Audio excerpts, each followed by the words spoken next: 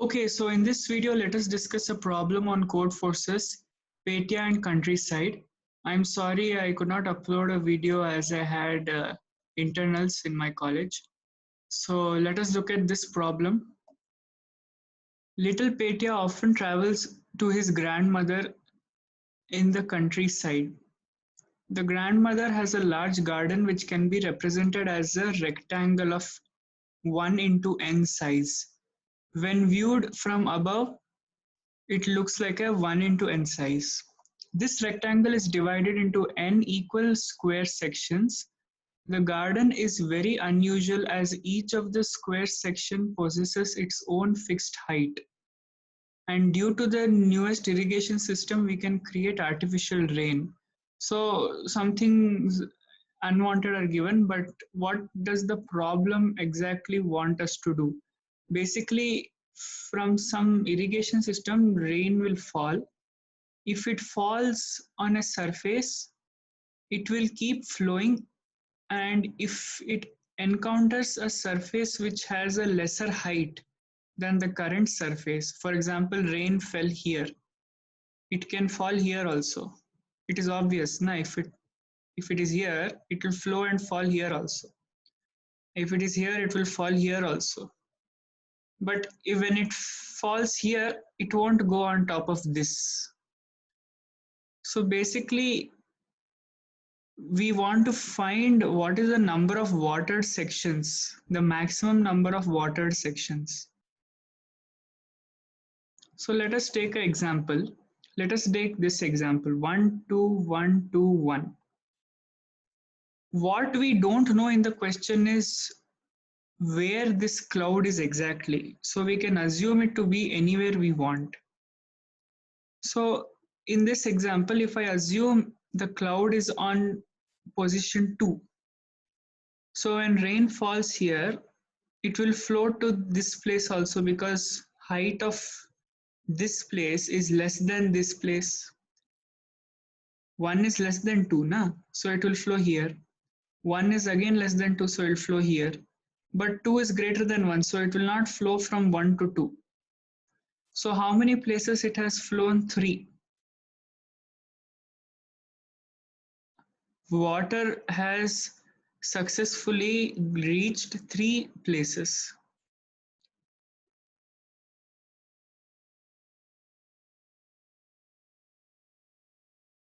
Now let us take another example 1, 2, 1, 1, 1, 3, 3, 4. If I assume water is falling here, it fell here, and it will flow like this.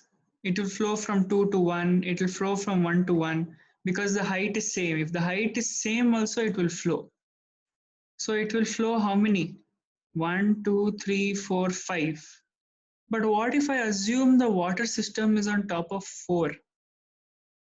It will flow from 1, 2, 3, 4, 5, 6, including 4. 1, 2, 3, 4, 5, 6. It will flow on 6, whatever, sections. So maximum answer is what? 6. So it is a pretty straightforward thing. If there is a plank,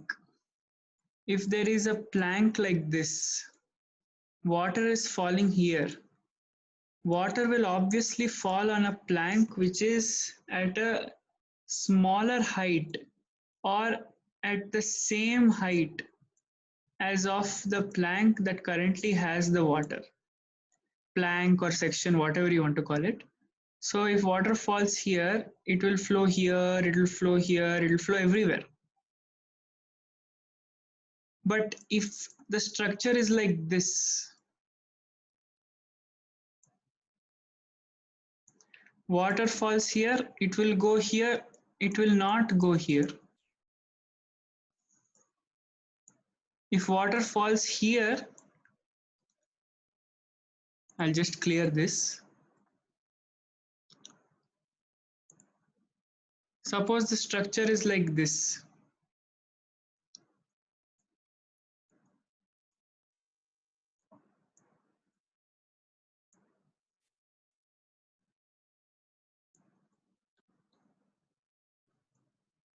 So water, if water falls here, it will fall on this, it will go here, it will go here.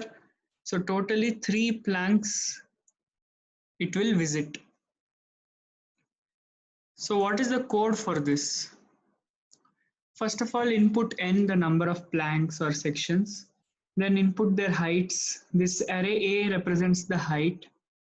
Maximum represents the maximum number of planks on which water can fall. Count represents how many planks it will fall for a selected plank or a section. Let's call it section from now on.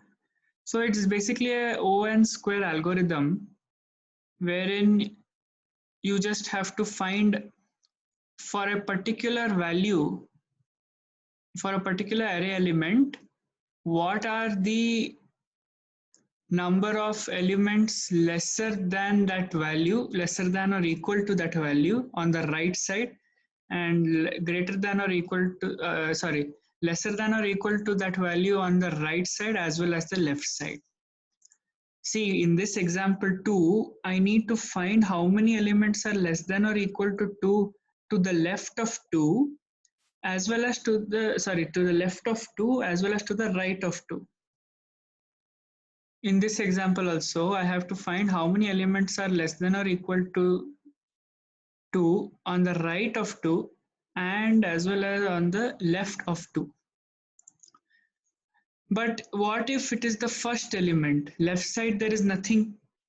If we consider the first element, there is nothing on the left side. So if we are talking about the first element, we will consider only right side. If we are talking about last element, we'll consider only left side. Otherwise, we'll consider both the sides. That is why 2 for loops. I hope you understood this. In what am I doing in these for loops? I am calculating how many elements are less than or equal to that particular ith element. And then I am just finding the maximum. And I'm printing the max. It's a fairly easy problem. I hope you understood what I did. I shall be making videos in quick succession. I'm sorry I couldn't make it accordingly. So I hope you understood. Please subscribe to my channel. Thank you.